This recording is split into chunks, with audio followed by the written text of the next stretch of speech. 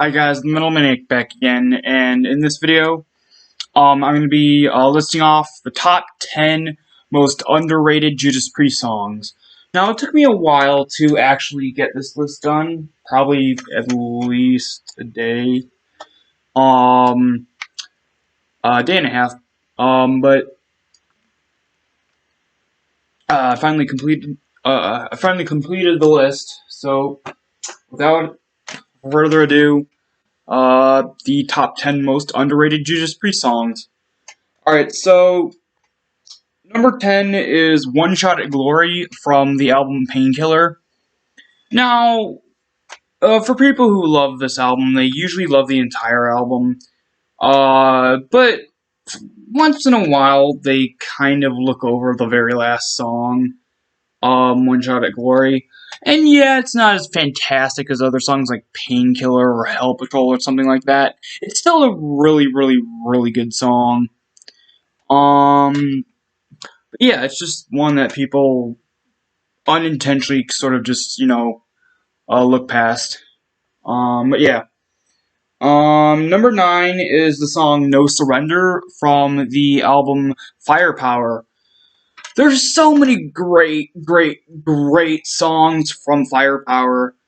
So I can kind of understand how this one's looked over. But honestly, this one should really be, listened to, if someone either hasn't listened to the album before or, haven't listened to, a lot of it in a long time. It's such a really good song. It's not, it's one of those, standard, I guess, Judas Priest songs, or at least one of those standard ones, from, mid-80s to now kind of Judas Priest, where it's like a song that's not big, it's not grand, but it's also not it's supposed to be filler, but yet it's kind of better than that, but not an epic song, if that makes sense. No Surrender is just one of those songs that it's sort of stuck between two. It's sort of stuck in a weird place on the album. But yeah, it's a really good song.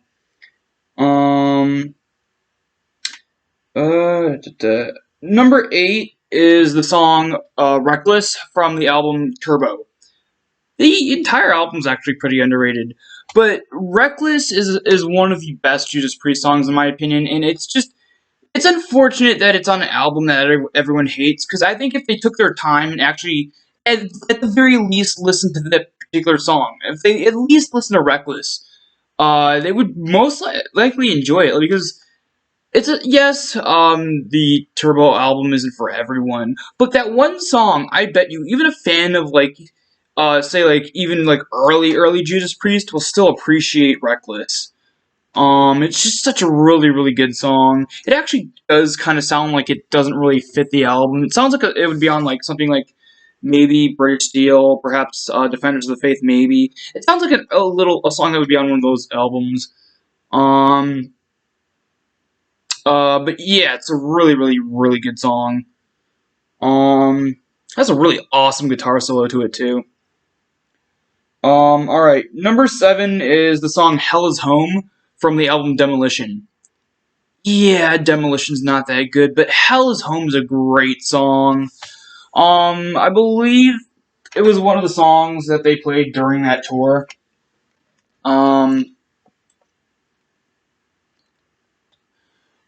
It's just a really good song.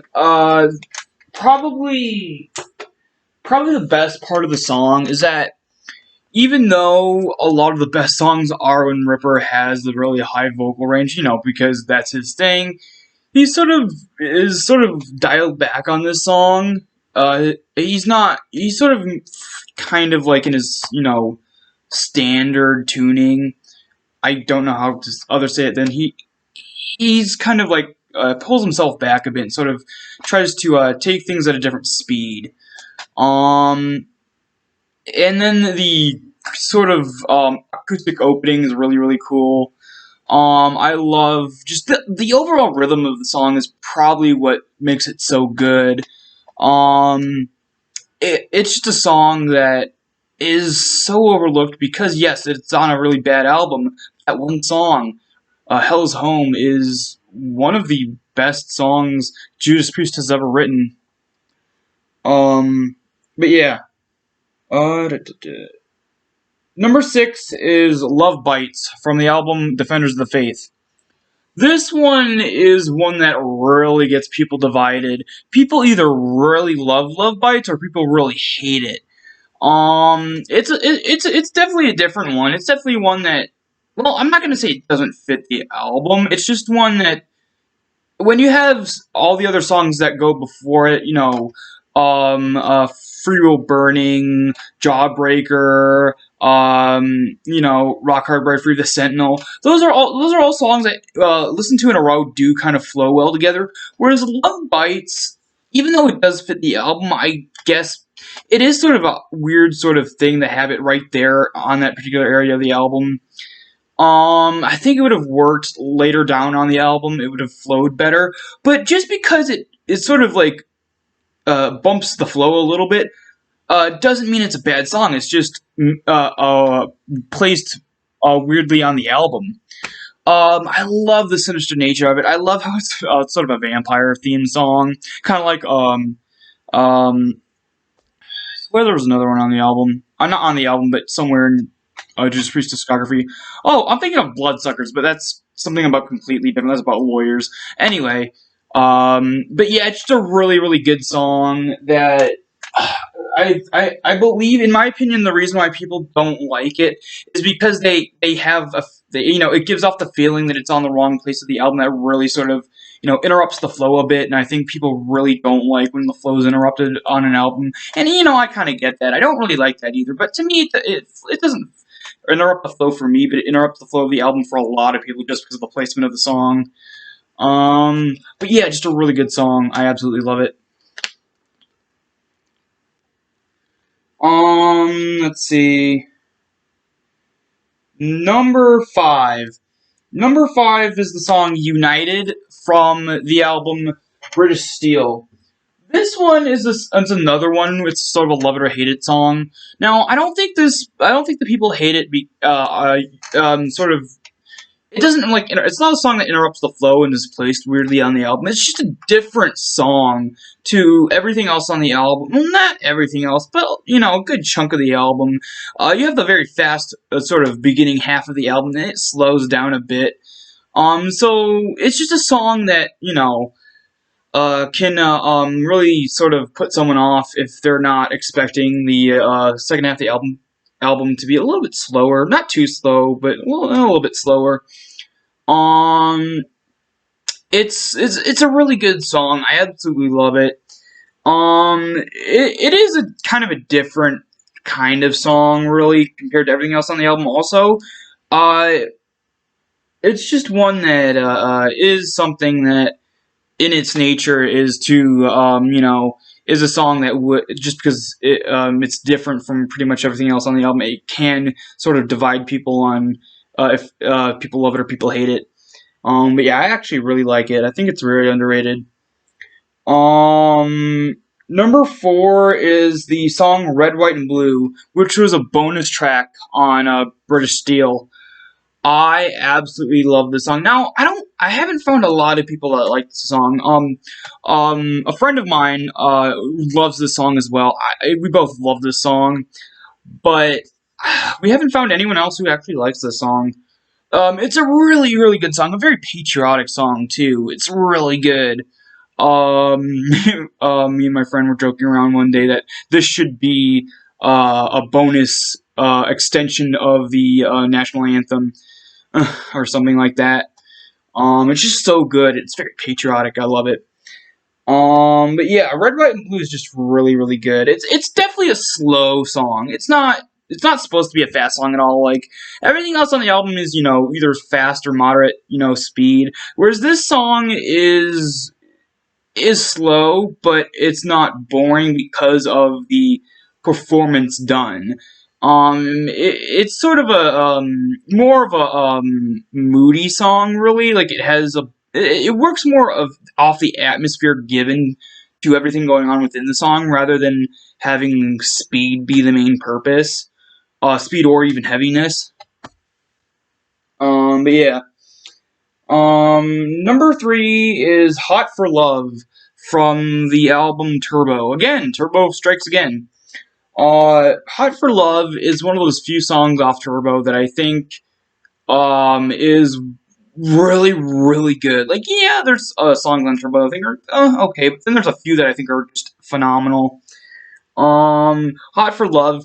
I think what hooks me the most about this song is the chorus. Just the way the chorus is delivered by Rob Halford is super catchy. I absolutely love it. Like, yeah, there's a guitar solo. Yeah, there's the riffs and stuff like that. But how Rob Halford delivers that chorus throughout the song is just super catchy. I love it.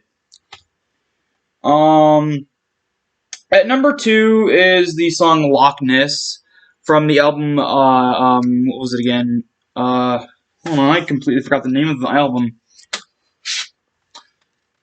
Oh yeah, Angel of Retribution. Sorry, I don't listen to that album, like, not because I don't like it, but because this copy is like all scratched up. I have to get another one at some point.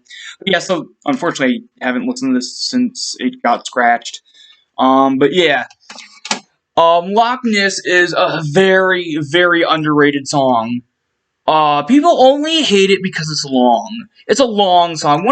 This is kind of when Judas Priest started to get into the longer songs. Like, there's not really any long songs on the album besides Loch Ness, but like Loch Ness is like the song like that's sort of like a signal that Judas Priest was going in a different direction for a bit. Like they were gonna do some long songs, and then of course Nostradamus happened. Um, And yeah, Nostradamus wasn't too good, but despite the long songs on Nostradamus being boring, Loch Ness is a song that is not, even though it's actually kind of long for a Judas Priest song, but it is not boring. It's very good. It's very moody, very atmospheric, very anthemic. It's just so good. Um, I love the premise. Like I would have never expected. Like if I didn't know about the song, like the first time I sort of like heard about the song, I don't remember where I heard it, but I think it might have been. It was another friend of mine at one point was talking about Angel Retribution, and there was a song called Loch Ness. And I was like, wait, is it about the Loch Ness Monster? It's like, yeah. I was like, oh, cool, I gotta check that out. And so I did, and I just love that. I just love that song immediately. But yeah, it's just a really good song. It's just people are kind of bent out of shape at the fact that it's just so. It's not super long, but it is. At that point, it was a pretty long song compared to everything else. But despite it being long, I don't find any other reason to complain about the song. I absolutely love it. But yeah. Now, at number 1 is the song Abductors from Jugulator. Now, I could say that the entire album, Jugulator, is extremely underrated, which it is. But out of all the songs, what I find people, to pass up the most is the song Abductors. Now, I don't understand why. Like, with every other song on this list, I kind of have some understanding of why people wouldn't like them or just kind of ignore them. But with Abductors, even fans, here's the strange thing, even a lot of fans of Jugulator sort of, just disregard Abductors, which I don't understand that at all. It's such a good song. It's one of the heaviest songs on the album, besides maybe the title track. And it's so good. Yeah, there's like a little bit in the middle of that weird sort of, bit. But other than that, I don't find any reason to complain about it. It's just one of those songs that it's so good, yet it's so unexplainable why people sort of just, pass it off as just meh, just an average to just meh kind of song when it's just really, really, really good.